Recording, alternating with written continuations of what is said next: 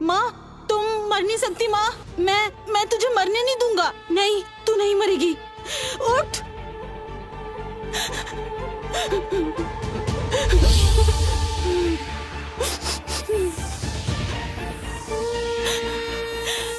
माँ।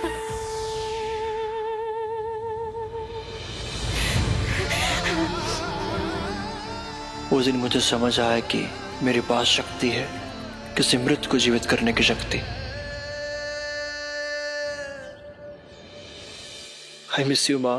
उस दिन तुझे बचा लिया था, मगर पिछले साल तो एक्सीडेंट में हमेशा खेलने चली गई। तेरी लाश भी नहीं मिल पाई, इसलिए मैं कुछ कर भी नहीं पाया। पर इतने सालों में मुझे पता चला कि मेरे दाएं हाथ में जीवित करने की शक्ति है और बाएं हाथ में जान लेने की।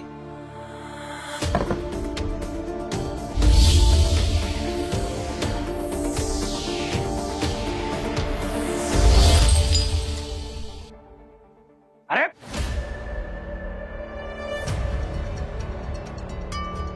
ए फटीचर, ये क्या किया तूने? हाँ, इतनी देर से यहाँ बैठा है, ना कुछ खाना पीना ऑर्डर किया और ये प्लेट तोड़ दी अलग से। अब कौन देगा इसका पैसा? कौन देगा? शहर के सबसे बड़े बिजनेसमैन अक्षय ओबराय की बेटी रिया ओबराय एक अजीब बीमारी से जूझ रही है और अक्षय ओबराय ने ऐसा ऐलान किया है कि जो भी कोई उनकी बेटी को ठीक करेगा, इसके लिए तो मैं कुछ भी कर सकता हूँ। जिसको ये मिल गए उसकी तो लॉटरी ही निकल गई। से करवा देंगे। ए फटीचर, तू क्या वहां देख रहा है? तेरे हाथ में नहीं आने वाली। पहले इसका पैसा दे। चल चल, पैसा दे इसका। कॉलर छोड़। पहले पैसा दे। मैंने कहा ना, कॉलर छोड़।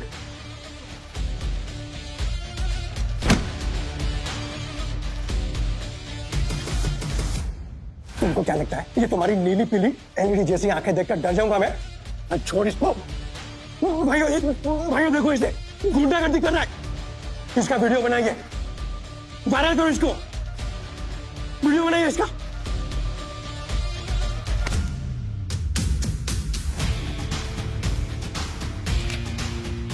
और खबरदार खबरदार, वापस आया तो। रिया के सारे टेस्ट्स करवा लिए, बस यही डायग्नोसिस नहीं हो पा रही है और वाइटल्स भी रिस्पॉन्ड नहीं कर रहे हैं। डॉक्टर, अगर रिया को कुछ हो गया ना तो तुम सबकी चिता जलेगी इसके साथ, समझे? ओबराय साहब, अब बात को समझिए। रिया का केस मेडिकली फेल हो चुका है। हमें समझ में नहीं आ रहा है कि इसे बीमारी कौन सी है। डॉक्टर साहब, अगर आप ही ऐसा कहेंगे तो फिर इसका इलाज कैसे हो पाएगा? एक रास्ता है ओबराय साहब, सुपर नेचुरल हीलिंग। हाँ, मैंने भी सुना इस हीलर के बारे में। उसका नाम तो कोई नहीं जानता और किसी ने शक्ल भी देखी नहीं है, पर उसके दाएं हाथ पे जीवन है और बाएं हाथ पे मृत्यु है। जो कुछ भी हो, मुझे उसकी इंफॉर्मेशन चाहिए। मुझे ये आदमी हर हालत में चाहिए अपनी बेटी के लिए। जी सर। रिया की जान की भीख मांग रही हूँ भगवान। पता नहीं, प्लीज मेरी बहन को ठीक कर दीजिए। प्लीज भगवान, प्लीज मेरी बहन को ठीक कर दीजिए। ऐसा क्या हुआ आपकी बहन को जो आपको भगवान से उनकी जान की भीख मांगनी पड़ रही है? रिया कोमा में है और कोई भी डॉक्टर ये डायग्नोज नहीं कर पा रहे कि उसको बीमारी कौन सी है। मैं उनको ठीक कर सकता हूँ वाटर थेरेपी से। आप रिया को ठीक कर सकते हैं? पापा आपको मुंह मांगी कीमत देंगे। आप मुझे अपने घर ले चलिए ताकि मैं आपकी बहन को ठीक कर सकूं। चलिए। पापा। हाँ बेटा। बेटा कौन है ये रिया के इलाज के लिए आए हैं। अब ये फटीचर करेगा इलाज रिया का? जो हम सब मिलकर नाकाम हुए हैं वो इलाज ये करेगा? जी हाँ, क्योंकि आप सब मिलकर नाकाम हो गए हैं इसलिए ये है। और आप ही कह रहे थे ना कि रिया का इलाज कोई हीलर ही कर सकता है। लेकिन ये कौन से एंगल से हीलर लग रहा है? ये बेटा तो किस भीख मंगे को उठाकर ले आई? पर सुनिए तो एक बार।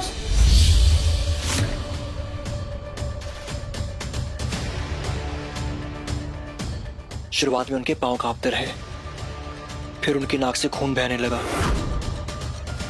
और धीरे धीरे उनकी आंखों की रोशनी कम होती चली गई। लेकिन ये सब तुम्हें कैसे पता? ये सिम्टम तो मैंने कभी रश्मि को भी नहीं बताए, सिर्फ डॉक्टर साहब को बताए थे। कैसे करोगे इलाज? Water therapy. Water therapy? Doctor साहब, तुम वाटर थेरेपी के बारे में जानते हो? हाँ, ऑफ कोर्स जानता हूँ। मगर ये मेरी थेरेपी है, मेरे तरीके से होगी। और क्या है तुम्हारा तरीका?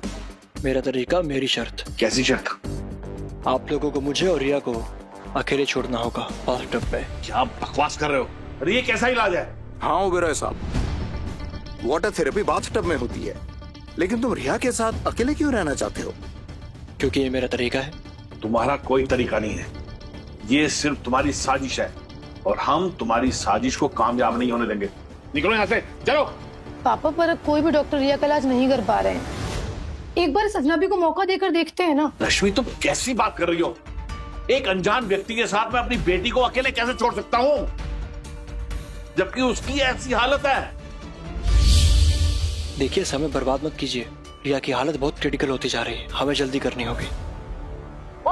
अरे अरे रुक जा, अरे रुक जा, अरे दरवाजा खोल दरवाजा, अरे दरवाजा खोल दरवाजा।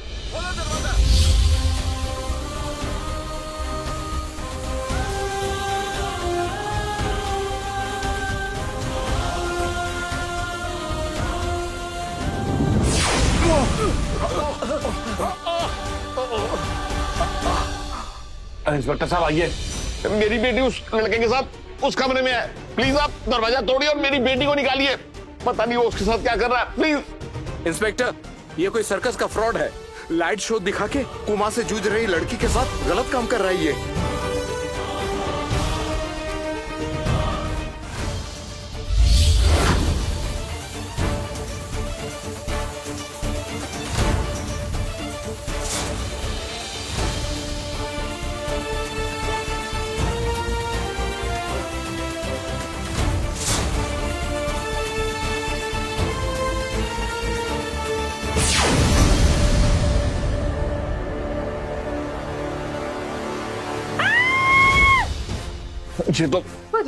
ये तो मेरी बेटी रिया की आवाज है। जरूर उसके साथ कुछ गड़बड़ कर रहा है वो। अरे मैं तुझे छोड़ूंगा नहीं, सच में। क्या किया है तूने मेरी बेटी के साथ? अगर कुछ गलत किया ना तो छोड़ूंगा नहीं तुझे। रिया बेटी, रिया बेटा, रिया बेटा, तू ठीक तो है ना? इसने तेरे साथ कुछ गलत तो नहीं किया? रिया बिल्कुल ठीक है सर, और आप जैसा सोच रहे हैं वैसा कुछ भी नहीं है। मैं सिर्फ इनका इलाज कर रहा था और इलाज कामयाब हुआ। मैं चलता हूँ, इनका ख्याल रखिएगा। रुको,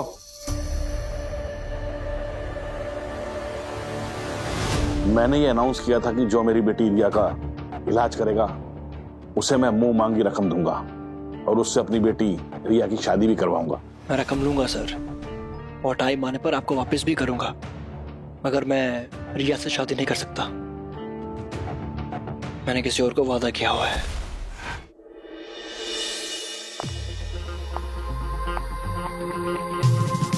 मैडम मैडम प्लीज एक बार देख, मैडम एक बार madam madam please madam madam. कितना ही बिजनेस करोगी यहाँ भी?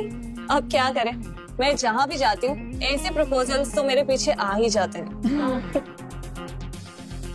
लेडीज एंड जेंटलमैन, इस शहर की 3 सबसे बड़ी महिला उद्यमकर्ता जो कि हैं ज्योति बावेजा, रोशनी जिंदल और सीमा मेहरा, मैं आप तीनों से गुजारिश करूंगा कि आप तीनों स्टेज पर आएं।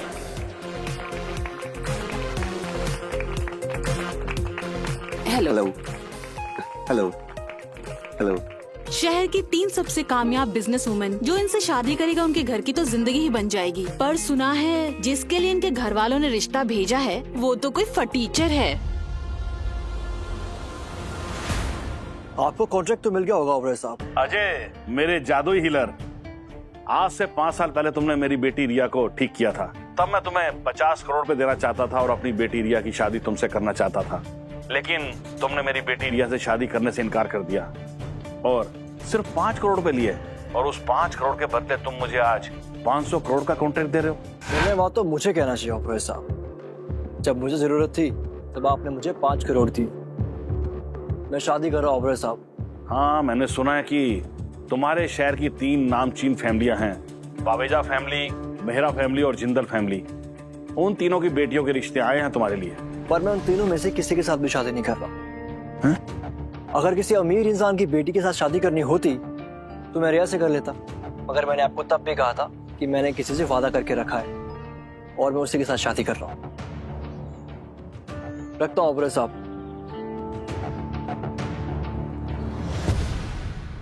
हाँ लविशा, विशाल सिंघाल को बोलो कि हमारे सबसे बड़ा और सबसे महंगा नेल्सन प्रोजेक्ट मेहरा, जिंदल और बावेजा फैमिली को दे दे। क्या? जी ठीक है, लेकिन अचानक ये फैसला? दरअसल मुझे उन तीनों फैमिली से शादी के लिए रिश्ता आया है और मैं तीनों का रिश्ता ठुकराने वाला और ये एक मुआवजे की तरह उनको देना चाहता। जी ठीक है। और शहर में सबको पता है ना जो इवेंट 2 दिन बाद होने वाला है? सबको पता है, तैयारियां अभी से जोरों से शुरू हो गई। ओके, अब मुझे खुद जाकर ज्योति जी, सीमा जी और रोशनी जी से माफी मांगनी है और उनको बताना है कि मैं रिश्ता स्वीकार नहीं कर सकता। ठीक है, रखता हूँ। किधर जा रहा है? देखो अंदर जो इवेंट हो रहा है उसमें ज्योति बवेजा, रोशनी जिंदल और सीमा मेहरा होंगे, उन्हीं से मिलने। कौन है तो फटीचर? ये तमीज से बात करो, उन तीनों का रिश्ता आया था मेरे लिए, उन्हें बोलो आज बात आए हैं। हाँ ठीक है, कहता हूँ। इस तरह भागा क्यों? मैम, आप तीनों से मिलने कोई अजय माथुर आया है, कह रहा था आप तीनों का रिश्ता आया था उसके लिए। हेलो, मैं हूँ अजय माथुर। मैं आप तीनों से ये कहने आया था कि मैं आपसे चुप करो। क्यों आए हो यहाँ? निकलो यहाँ से। कोई रिश्ता नहीं है, समझे? और क्या, वैसे भी तुम जैसे फटीचर से कौन शादी करेगा? अच्छा हुआ वैसे तुम यहाँ आ गए। मैं ज्योति बावेजा तुम्हारा ये रिश्ता ठुकराती हूँ। आपके परिवार के बड़ों ने रिश्ता भेजा था, आप चाहे तो एक बार उनसे पूछ लीजिए। मुझे किसी से पूछने की कोई जरूरत नहीं है। मतलब ये आप तीनों का फैसला है? अपनी बकवास बंद करो और दादाजी ने जो प्रपोजल भेजा है ना उसे अभी वापस करो। मुझे भी कर दूंगा, पर मैं आप तीनों से ये पूछ रहा हूँ कि आपके घर वाले आपके इस फैसले से सहमत हैं? बाद में उन्हें कोई पछतावा तो नहीं होगा ना? कोई पछतावा नहीं होगा, तुम चिंता मत करो। और मुझे भी लगता है कि तुम रोशनी के लायक नहीं हो। मैं रोशनी के लायक नहीं हूँ?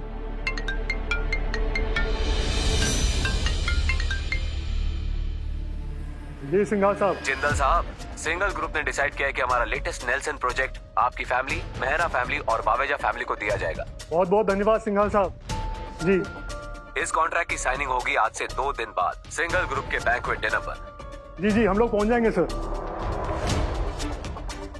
सिंघाल साहब का फोन था, उन्होंने अपना नया प्रोजेक्ट द नेल्सन प्रोजेक्ट हम तीनों को दिया है। Mehra group, Jindal group and Baweja group. तुम्हें अभी लगता है कि तुम इन तीनों के लायक हो? जिस सिंघाल की आप बात कर रहे हैं वो विशाल सिंघाल है ना? ए फटीचर, वो अपनी जुबान पे तूने सिंघाल साहब का पूरा नाम कैसे ले लिया? अगर विशाल यहाँ पर होता तो मेरे घुटनों पर होता और मैंने ही विशाल को ऑर्डर दिए थे कि नेल्सन प्रोजेक्ट इन तीनों फैमिलीज को दिया जाए। ऐसी बात है तुम जैसे फटीचर ही कर सकते हैं, जो पहले तो वर्षों तक शहरों से गायब रहे, फिर अचानक से मुंह उठा के आ गए। तुम जानते हो कि ये शहर कितना बदल चुका है। मैं सिर्फ इतना जानता हूँ कि आज से तुम सबका पछतावा शुरू होने वाला है। मैं वैसे भी आप तीनों से शादी तोड़ के माफी मांगने आया था, पर अब पता चला आप तीनों मेरे लायक ही नहीं है।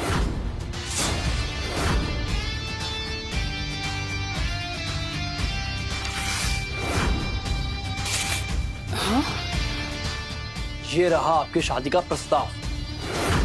तुम्हारी इतनी हिम्मत कि तुम हमें अपने लायक नहीं समझ रहे हो। हमारे सामने बड़ी बड़ी बातें कर रहा है तू फटीचर कहेगा। इस शहर में तेरे लायक ना एक ही लड़की है, नलिनी पहाड़िया। बिल्कुल सही कहा। वैसे इस शहर में तो इसके लायक सिर्फ नलिनी पहाड़िया ही है।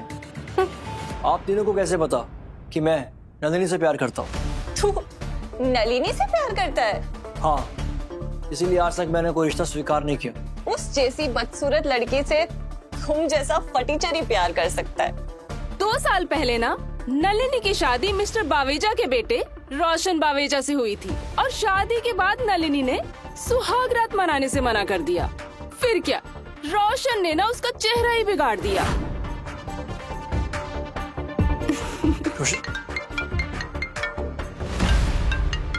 हाँ विशाल, तैयारी कैसे चल रही है?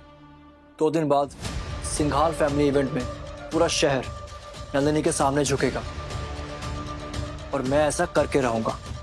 आई will see to it. Oh, तो तुम हमें ये दिखाना चाहते हो कि तुमने अभी विशाल सिंघाल को फोन किया है?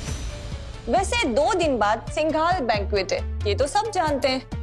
तुम हमें बेवकूफ बना सकते हो, तुम्हें ऐसा लगता है? वैसे आज कोई दूसरा इवेंट भी है ना? अरे हाँ, ये पहाड़िया फैमिली ने एक इवेंट रखा है ना, वो नलिनी के लिए लड़का ढूंढ रहे हैं।